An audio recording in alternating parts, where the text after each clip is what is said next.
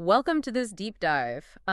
If you are joining us today, you are exactly the kind of person who enjoys looking under the hood to see how things actually work. Yeah, the people who want to know the mechanics behind the curtain. Exactly. And today, we're dissecting a document that, honestly, it looks deceptively simple at first glance. Extremely simple. Right, we have the complete script, along with all the behind-the-scenes metadata for a YouTube video.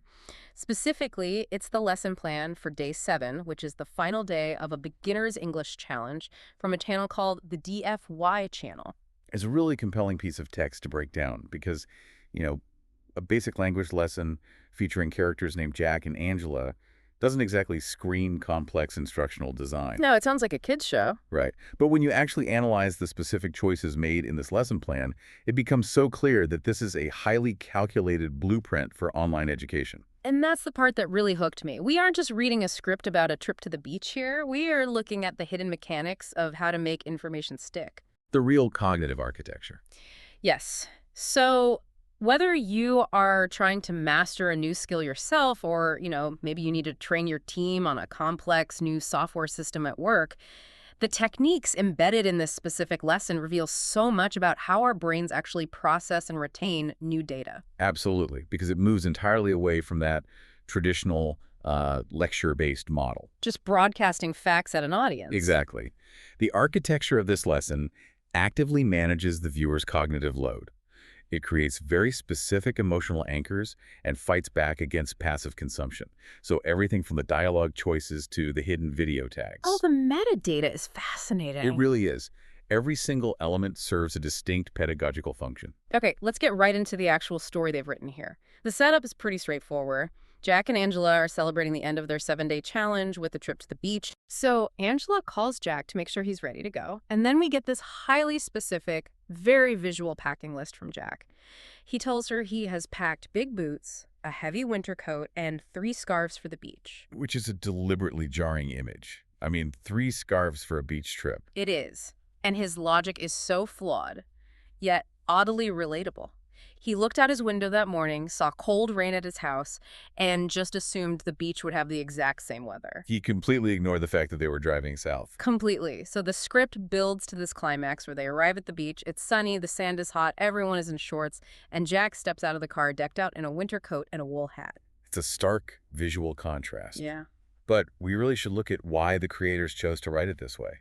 The core objective of this lesson is simply to teach the vocabulary words for hot and cold. Right, and I have to ask, though, doesn't a goofy story like this actually distract from the learning? How do you mean? Well, if I'm trying to memorize vocabulary efficiently, a long comedic bit seems like it might, pull focus from the actual grammar rules. You'd think so, but from a cognitive perspective, it actually does the exact opposite. Really? Yeah. If you just hand someone a flashcard with the word hot on one side and a translation on the other, the brain doesn't have much to latch on to. Right, it's just raw data. Exactly. And the retention rate drops significantly. But by putting Jack in a heavy coat on a blazing hot beach, and the script specifically notes he's sweating within 2 minutes and yelling, "It is too hot," they are anchoring those vocabulary words to a vivid emotional hook. So the absurdity is actually a functional tool. It is. It creates a highly specific scenario that your brain can easily recall later. Okay, that makes sense. And it serves a secondary, perhaps even more important function. It lowers what linguists call the affective filter. Oh, let's break that term down for a second for the listener. Sure. So the affective filter is basically the emotional wall we put up when we are stressed, anxious, or just terrified of looking stupid while trying to learn something new. Oh, I know that feeling, like the dread of trying to speak a foreign language in front of native speakers. Yes, exactly that dread. When a learner is tense, that filter goes up, and their brain literally struggles to absorb new inputs. It's like a defense mechanism that accidentally blocks the learning process. Exactly. But here, the script makes Jack the butt of the joke. Yeah. He makes a foolish assumption. He looks ridiculous sweating in his coat, and he ends up having to ask a clerk, "How much is this?" Just to buy a cheesy tourist t-shirt with a big smiling sun on it, just to survive the heat. Right. By making the character look silly, the script sends a subtle signal to the viewer. It says, hey, it is perfectly fine to make mistakes. Because Jack just made a huge one. Exactly. When you get the learner to laugh, the tension breaks, the filter drops, and a relaxed brain encodes information much more efficiently. That really reframes how I view educational humor. It's not just there to keep you entertained so you don't click away. It's a structural mechanism to bypass the learner's anxiety. It's a very empathetic way to design a lesson. It really is. And speaking of structural mechanisms, let's talk about what happens before Jack's beach disaster even starts. The review section. Yes. Looking at the formatting of the text, the lesson doesn't actually begin with the story. Angela initiates a review of the previous lesson, day 6. Right. If you look at the timestamps provided in the metadata, the welcome is at 0 minutes, and right at the 1-minute mark, they dedicate a solid chunk of time to reviewing old material. I want to play devil's advocate here for a moment, though. Go for it. On YouTube, viewer retention in the first minute is everything. Why risk people clicking away by reviewing yesterday's material instead of jumping straight into the new, highly visual story? It's a calculated risk, but a completely necessary one for genuine retention. The creators understand that you don't just learn a phrase on Tuesday, never use it again, and expect to magically remember it on Friday. True. By forcing the learner to recall day 6, right at the top of day 7, they are demanding active retrieval. So Angela asks, how do you ask when something begins? And Jack answers, what time does it start? Yep. Then she follows up with, and if you are very, very happy about something, you are, and Jack supplies the emotion word, excited. Right. They're requiring the viewer to pull that information back from their short-term memory. It warms up the cognitive engine before introducing anything new. And notice how seamlessly they do it. Jack immediately applies the reviewed word by saying, I am very excited for today's story. That is smooth. And once that engine is warm, they test it again later, which leads to what might be the smartest structural trick in this entire document. The fourth wall break. Yes. Right in the middle of the beach scene, when Jack is sweating in his wool hat and yells, "It is too hot," the script has Angela break the fourth wall. She speaks directly to the camera. She turns to the audience and says, remember day 3? Too small. Well, Jack was too hot. That specific line is a brilliant example of scaffolding. Tell me more about that. Well, they take a grammatical concept the viewer learned 4 days ago, using the word to describe an excess of something, which they use for clothing on day 3, and they map it directly onto the brand new weather vocabulary. It validates the work the learner has already done. Exactly. You aren't just memorizing a random list of phrases, you're actively acquiring a tool set. Like, you use this tool for shopping, and now you can use it to complain about the weather.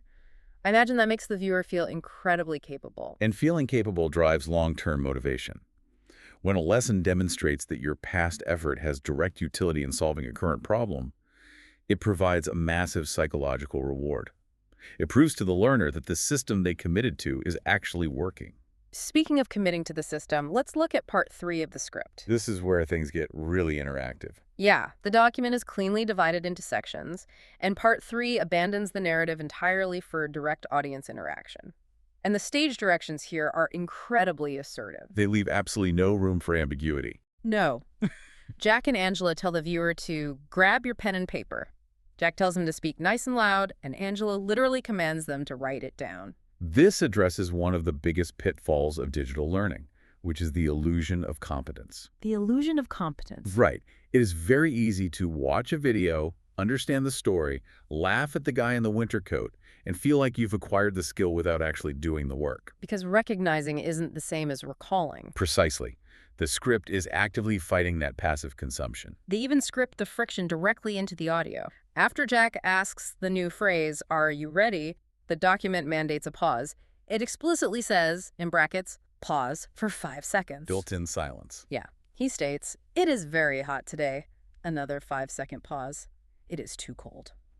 One more 5-second pause. Those pauses are arguably the most critical components of the lesson. In a medium like YouTube that usually abhors dead air, these structured silences are the exact moments the learners expected to perform. Because if Jack and Angela kept talking, the viewer would just stay in reception mode. They'd just keep listening. Precisely. By creating a void, stopping the audio entirely, the script forces the viewer to step up and fill it. They have to physically move their vocal cords, practice the pronunciation, and write the words down. It forces a shift from passive reception to active production. And the payoff for that production is immediate. The celebration at the end. Right. Right after this intense interactive drill, the script launches into a massive celebration. Angela says, "Excellent! Everyone put your pens down and clap your hands." And the stage directions show Jack cheering, "Yay! You finished the 7-day English challenge." That physical cue, putting the pens down, acts as a psychological finish line.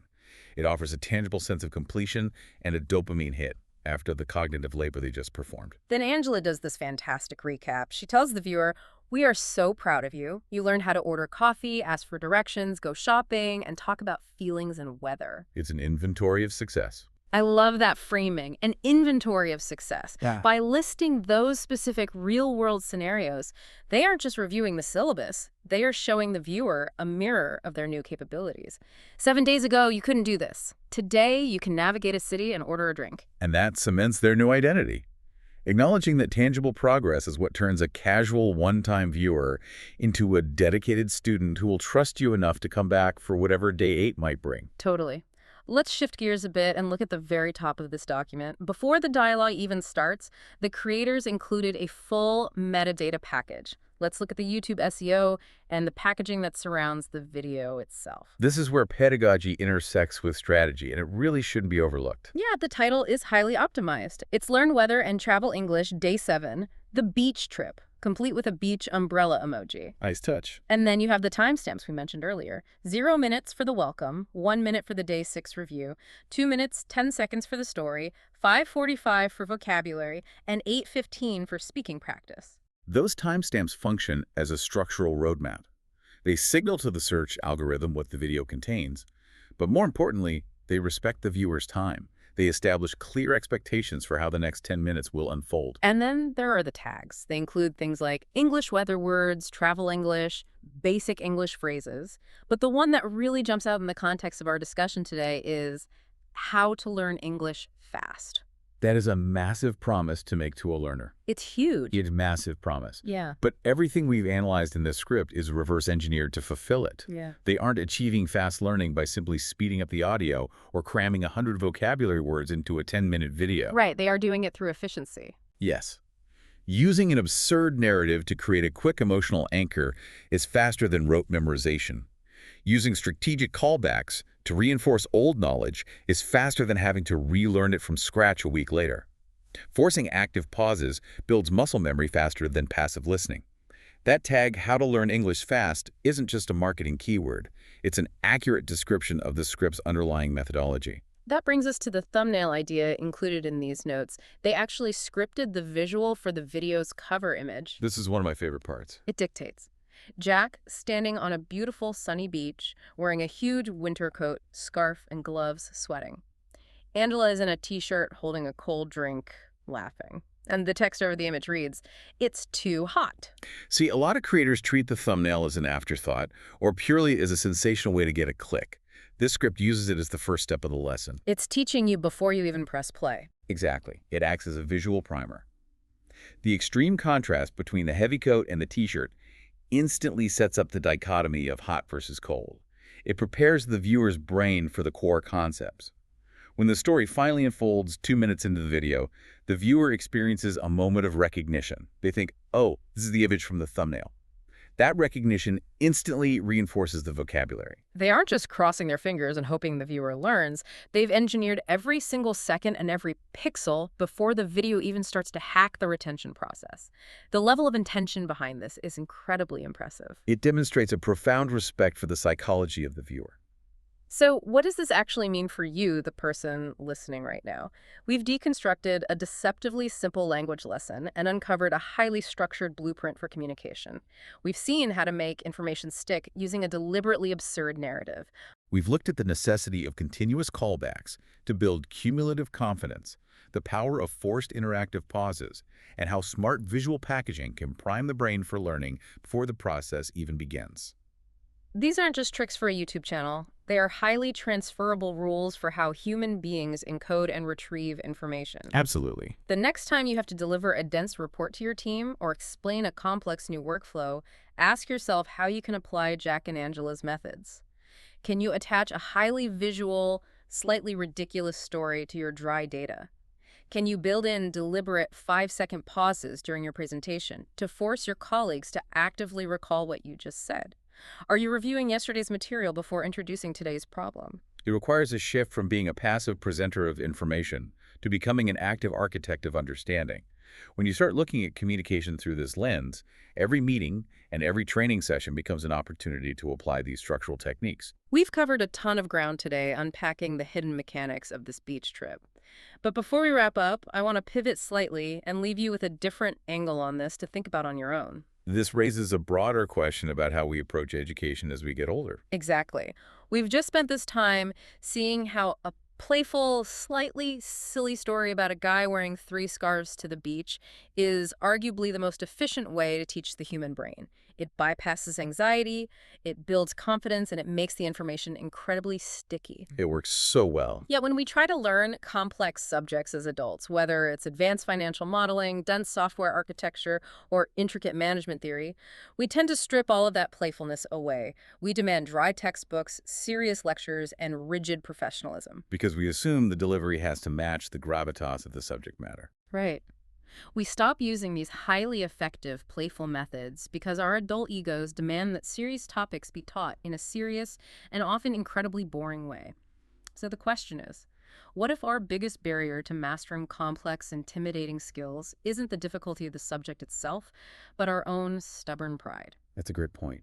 What if we learn to code, or lead, or invest with the exact same playful absurdity we use to learn how to order a coffee on a sunny beach? A compelling thought to end on. Thank you for joining us on this deep dive. Keep questioning how you learn, keep looking for the structure behind the story, and we will see you next time.